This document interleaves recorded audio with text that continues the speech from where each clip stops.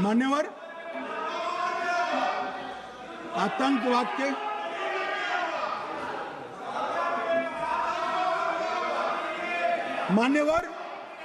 आतंकवाद के खिलाफ लड़ाई होती, कभी वो हमला करते हैं, मगर सवाल ये है कि इन्होंने 5 से 11 के बीच में 27 जघन्य हमले किए, 1000 के करीब लोग मारे गए। आपने क्या किया? क्या किया आपने? जवाब दीजिए, क्या किया? और मैं राहुल गांधी जी को चैलेंज देना चाहता हूं, इन्होंने इस आतंकवादी हमलों के खिलाफ उनकी सरकार ने जो कदम उठाए, यहां खड़े रहकर हिम्मत से बताए देश की जनता को, कुछ नहीं किया मान्यवर। ये यहां से आतंकवादियों की फोटो पाकिस्तान भेजते रहे, डोजियर भेजते रहे। और मान्यवर ये कहते हैं कि आपके समय में भी हमले हुए। मैं उनको अंतर समझाना चाहता हूं, वो देख नहीं पा रहे। मान्यवर, हमारे समय में जो भी आतंकवादी घटना हुई, पाक प्रेरित और कश्मीर सेंट्रिक हुई। देश के हिस्से में 2014 से 2025 तक एक भी घटना नहीं हुई है मान्यवर। ये नरेंद्र मोदी सरकार है मान्यवर। और कश्मीर में भी आज स्थिति ऐसी हुई है, उनको पाकिस्तान से आतंकवादी भेजने पड़ते हैं। कश्मीर में आतंकवादी अब हमारे नहीं बनते हैं मान्यवर। और मैं सलमान खुर्शीद जी को भी याद करना चाहता हूं। एक बार मैंने बड़े सवेरे में नाश्ता करता था, टीवी पर उनको रोते हुए देखा। मुझे लगा क्या हुआ, कोई बड़ी घटना हो गई? तो रोते रोते वो श्रीमती सोनिया गांधी के घर से बाहर आ गए कि बाटला हाउस की घटना देखकर सोनिया जी फूट कर रो पड़ी। अरे रोना था तो शहीद मोहन शर्मा के लिए रोते, बाटला हाउस के आतंकवादियों के लिए रोना आता है। और मान्यवर, हमें पूछते हैं कि आपने क्या किया? कोई अधिकार नहीं है पूछने का, कोई अधिकार नहीं है मान्यवर। और ये हमें पूछते थे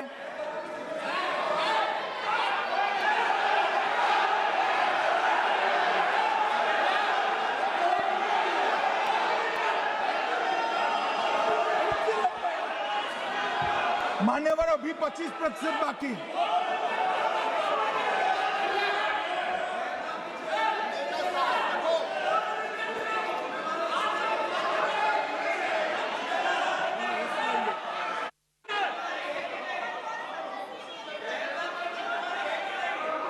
बैठिए, जवाब दे रहे हैं ना, आपका जवाब दे रहे हैं। आपका पहलगांव के बाद जो घटनाक्रम घटित, उसका जवाब दे दिया ना माननीय गृह मंत्री जी ने। आपने पूछा आतंकवादियों क्या हुआ, आतंकवादियों का जवाब दे दिया। क्या पूछना चाहते हैं आप? आपने हर सवाल पूछा, हर सवाल जवाब सुनिए माननीय गृह मंत्री जी।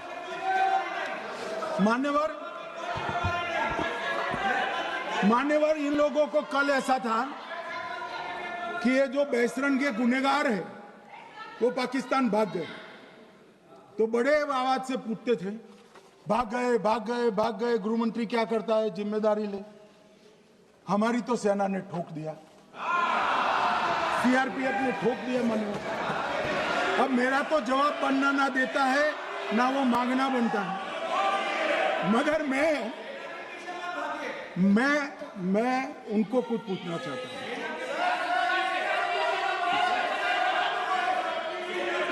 मान्यवर,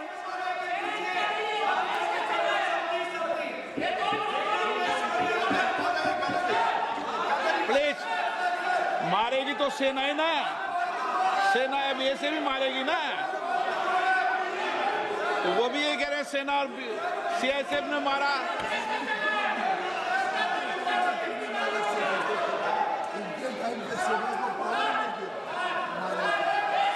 मान्यवर, ये कहते हैं, साहब इसको बिठाओ जरा।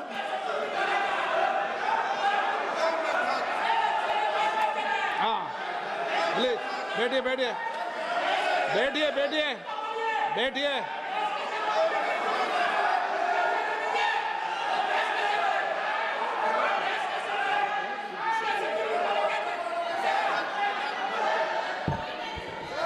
सबको मान्यवर, ये लोग मुद्दा उठाना चाहते हैं तो जरूर उठाए। मैं आज सुबह ही सलमान खुर्शीद जी का वो इंटरव्यू मेरे मोबाइल में रिजर्व कर आया हूं। आप जब भी कहोगे ये पूरे टीवी पर बताने के लिए मैं तैयार हूं। सेव कर आया हूं। इनकी इच्छा है तो कल एक समय तय करिए, यहां बता दीजिए चारों टीवी में, और देश की जनता भी देख ले।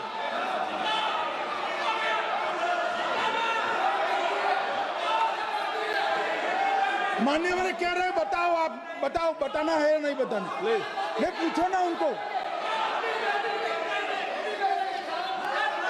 प्लीज प्लीज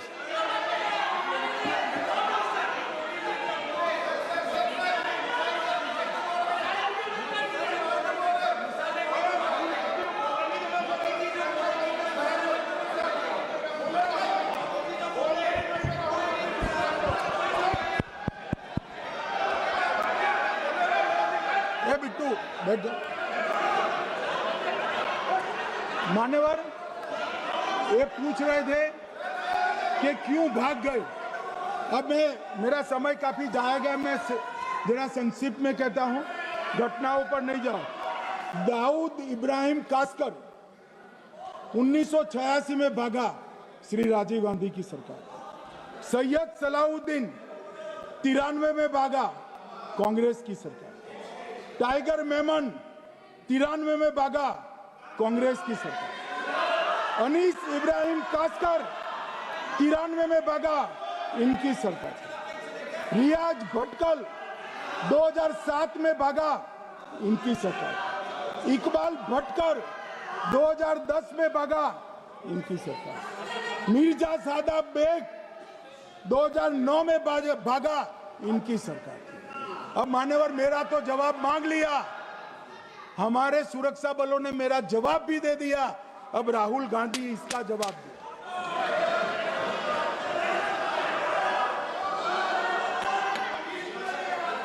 मान्यवर अब मैं कश्मीर के विषय में मैं बात करना चाहता हूं। कल कहते थे कि गृह मंत्री ने भाषण किया था कि 370 की कलम जाएगी तो आतंकवाद कम हो जाएगा।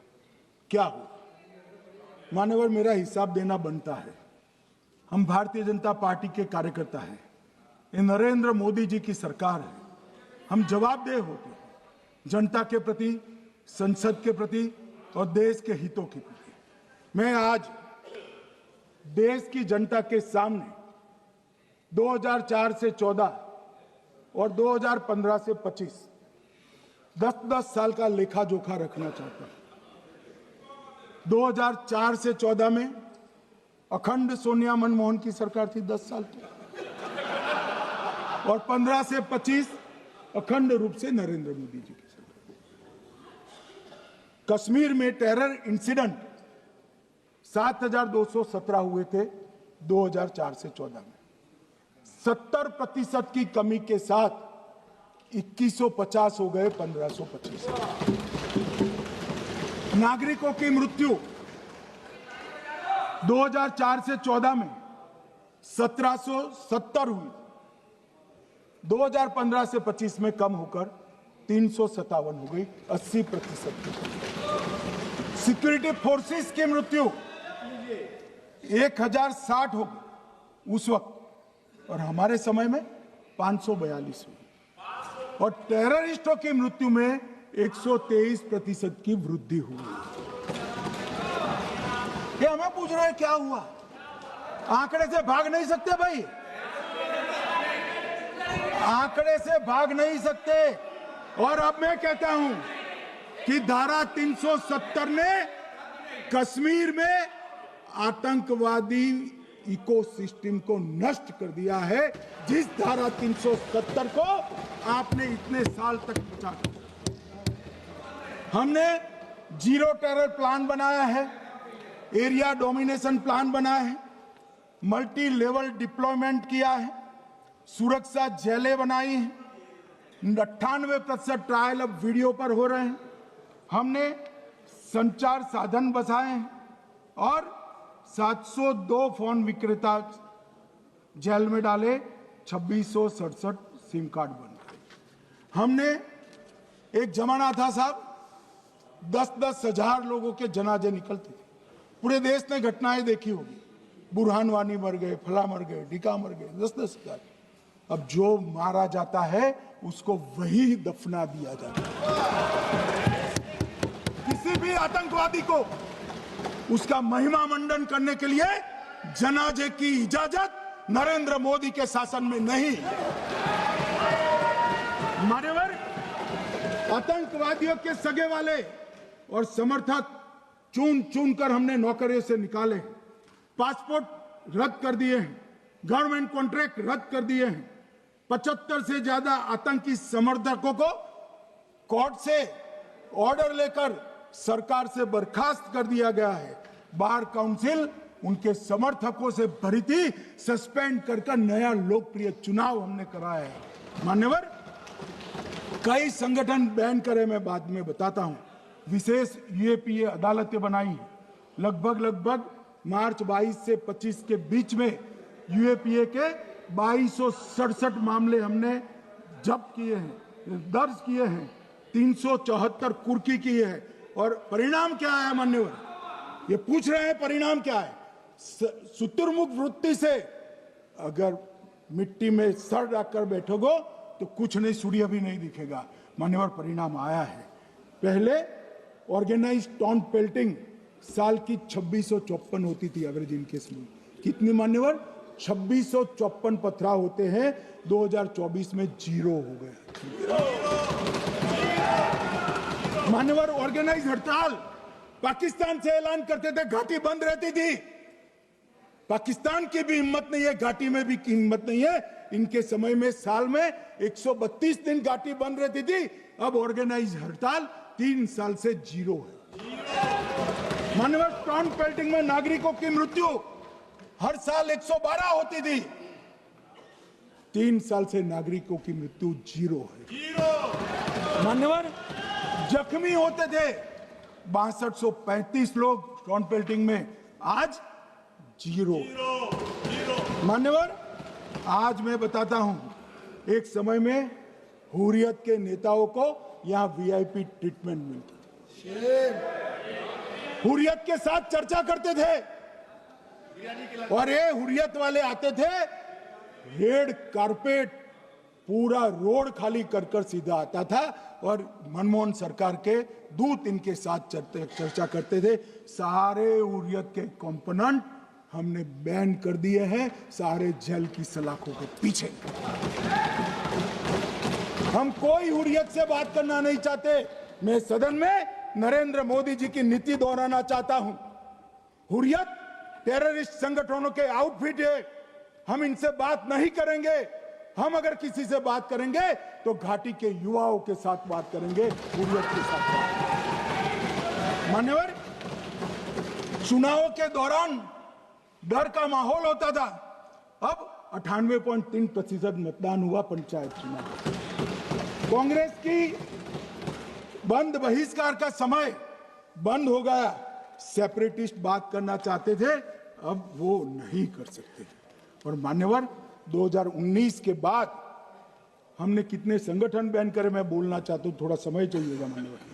The TRF, people's anti fascist front, Tehreek ul Mujahideen, Jamaat ul Mujahideen Bangladesh Hindustan, Jammu Kashmir Ghaznavi force, Khalistan tiger force, Hizb ut Tahrir, जमाते इस्लामी, जो जमाते इस्लामी ने पूरे पाकिस्तान के अंदर एक प्रकार से अलगाववाद का जहर घोला, वो जमाते इस्लामी आज बंद कर दिया गया। Jammu Kashmir liberation front, Jammu Kashmir democratic freedom party, Muslim league Jammu Kashmir, तहरीके हुरियत, मुस्लिम कॉन्फ्रेंस सुमजी गुट, Jammu Kashmir national front, Jammu Kashmir people's freedom league, Jammu Kashmir people's league, Jammu Kashmir Ittehadul Muslimeen Awami action committee, Sikhs for justice और पॉपुलर फ्रंट ऑफ इंडिया को भी हमने बैन किया।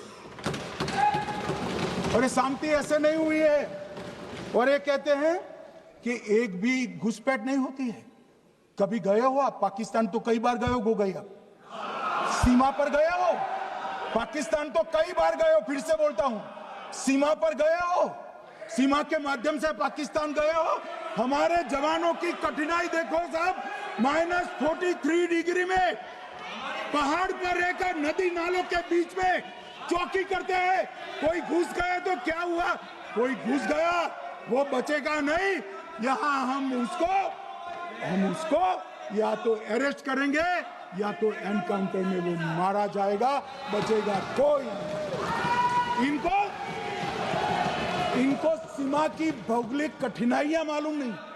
वहां मान्यवर कई नदी नाले हैं, वेग से पानी आता है, -46 डिग्री टेम्परेचर है, नीचे सुरंगें बनाते हैं। और ये तो ऐसे कह रहे हैं घुस गए।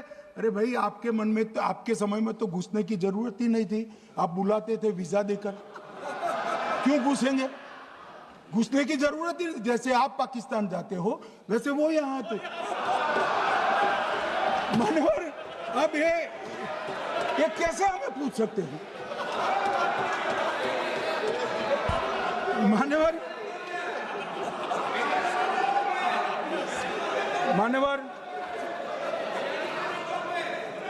मैं समझ रहा हूं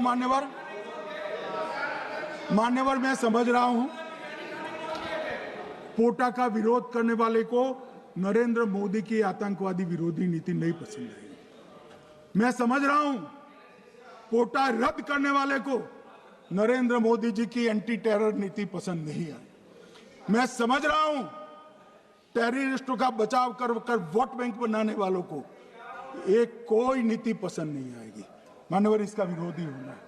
परंतु मैं आज एक बात यहाँ सदन के सामने आपके माध्यम से सदन को और दुनिया को बताना चाहता हूँ। मानवर, ये नरेंद्र मोदी सरकार है टेररिज्म के खिलाफ हमारी जीरो टॉलरेंस की नीति है, ऑफर है और वो हम विजयी हो।